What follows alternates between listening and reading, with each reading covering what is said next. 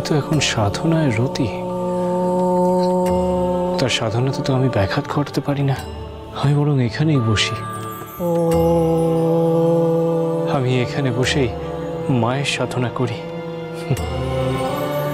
ওনার সাধনা যখন ভঙ্গ হবে তখন তো উনি আমাকে দেখতে পাবেনি, তখন না কথা বলে নেওয়া যাবে। জয় মা। ওয়ারে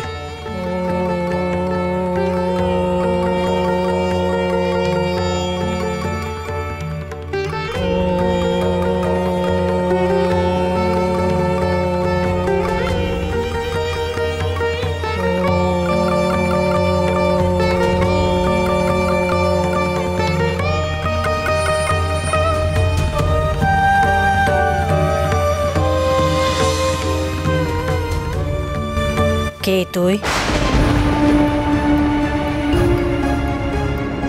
কথার উত্তর দিচ্ছিস না কেন?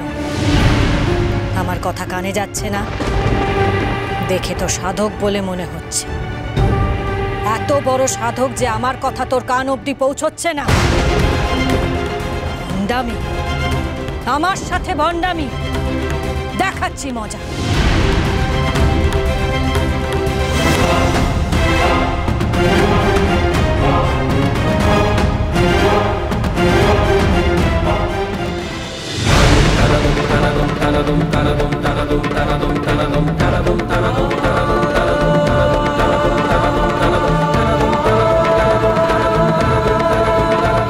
আহা বাছা আমার, সারা জীবন যে তোকে কত পরীক্ষা দিতে হবে, এই পরীক্ষার কোনো শেষ নেই।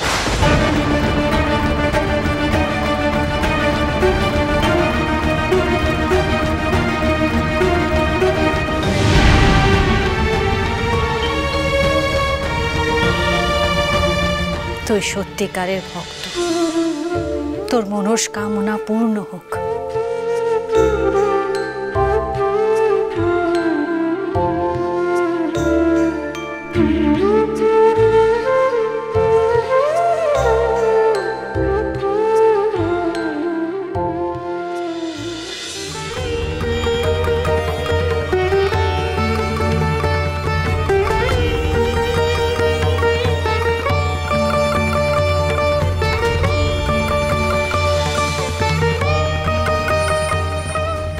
রামপ্রসাদ, ও রামপ্রসাদ,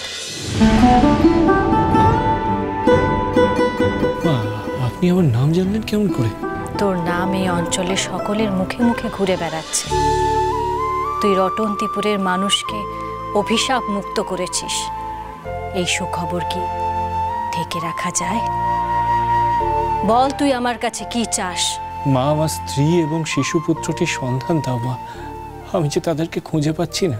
আমি জানি ওরা কোথায় আছে, কিন্তু এখন কোনোভাবেই তুই ওদের কাছে যেতে পারবি না। কেন মা? কেন আমি ফিরে পাবো না তাদের? এত উতলা হোস না। তোর পুত্রের ৬ ষষ্ঠীর দিন এক ভয়ঙ্কর বিপদ আসতে চলেছিল তোর স্ত্রী আর পুত্রের উপর। একজন তাদের রক্ষা করেছে, তুই তাকে চিনিস। সঠিক সময় হলে সে ঠিক তোর স্ত্রী আর পুত্রকে ফিরিয়ে দেবে। আমি তবে কুমারহট্টে ফিরে গিয়ে আমার কুটিরে সর্বাণী এবং রামদুলালের পথ চেয়ে থাকবো। আমি তবে আসি মা।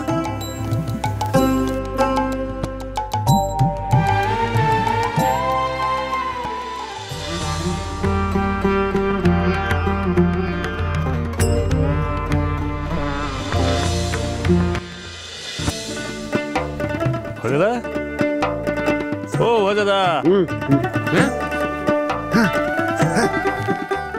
রামপ্রসাদ, যাক বাবা তুমি ফিরে এসেছো। আমি তোমার জন্য অপেক্ষা করতে করতে একটু চোখ লেগে গেছিল, আমি ঘুমাইনি, জেগে আছি। সে ভালো করেছো, ঘুমিয়েছো। তুমি জেগে থাকলেই বেশি বিপত্তি হতো।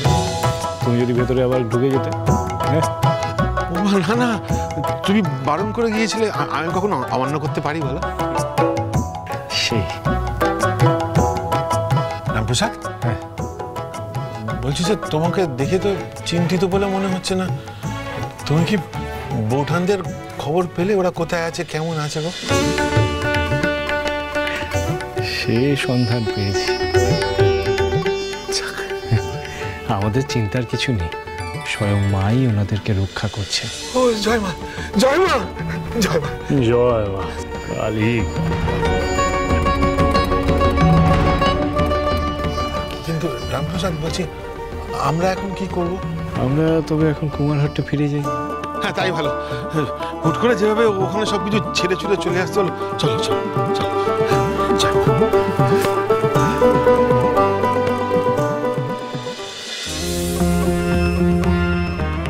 ধন্য আপনি দেবী কালিকা, ধন্য আপনার সন্তান রামপ্রসাদ। আপনি যেমনটা চেয়েছেন তেমনটাই হয়েছে দেবী রটন্তী। হ্যাঁ, আমার সৌভাগ্য যে আমি এমন পরম ভক্তের হাতে পুজো পেলাম। আপনাকেও আমার পক্ষ থেকে অশেষ ধন্যবাদ দেবী। দেবী কালীকে আপনি আমায় ধন্যবাদ জ্ঞাপন কেন করছেন? রামদুলাল আর সর্বাণীকে খুঁজে না পেয়ে রামপ্রসাদ বড়ই চিন্তিত হয়ে পড়েছে। আপনি ওর চিন্তা দূর করেছেন, কিন্তু এখন সর্বাণী চিন্তায় অস্থির হয়ে পড়েছে। ওর চিন্তা কিভাবে দূর হবে দেবী?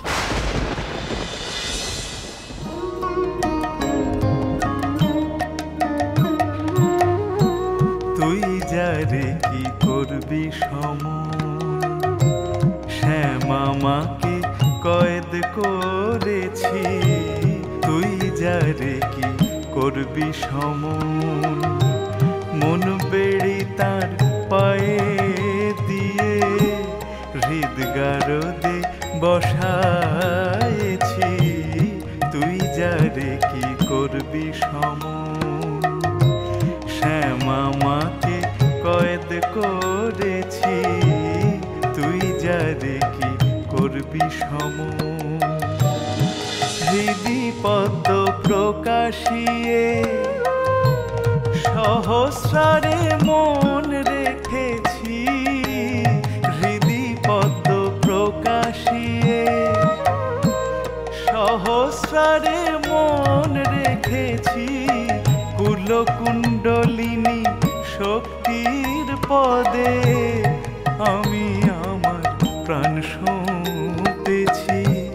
শ্যামামাকে কয়েদ করেছি। তুই যারে কি করবি সমন।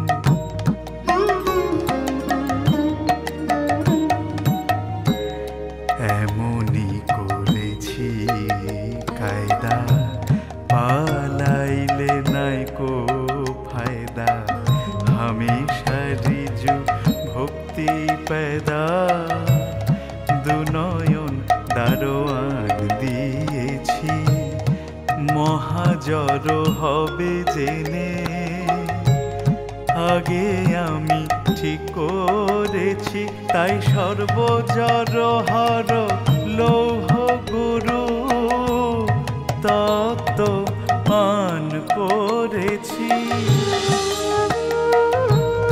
শ্রীরাম প্রসাদ বলে তোর জারি ভেঙে দিয়েছি।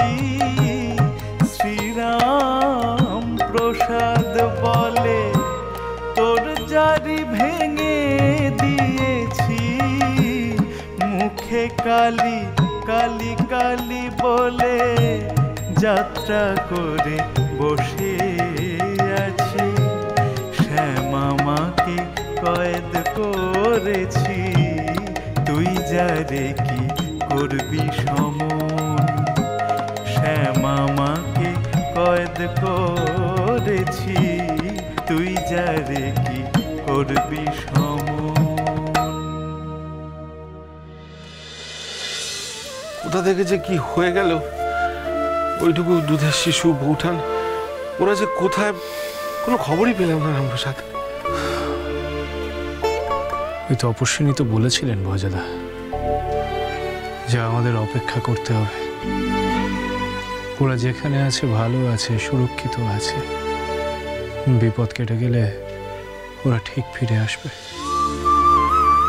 হ্যাঁ, অগত্যা অপেক্ষা করা ছাড়া উপায় নেই। একটা কথা সত্যি করে বলো তো, তুমি নিজে ওদের জন্য চিন্তা করছো না? কেমন আছে তা নিয়ে চিন্তা করছি না ঠিকই, কিন্তু ওরা যে নেই, মানে মানে ওদের জন্য আমার মন কেমন করছে বজদা। বাড়িটা বড় ফাঁকা ফাঁকা লাগছে গো। সর্বাণী নেই, রামদুলাল নেই, পরমেশ্বরীটাও নেই, রয়েছি আমরা তিনজন। ওই যে কথা বলে না যে নারী ছাড়া সংসার অসম্পূর্ণ, সে আমি হাড়ে হাড়ে টের পাচ্ছি।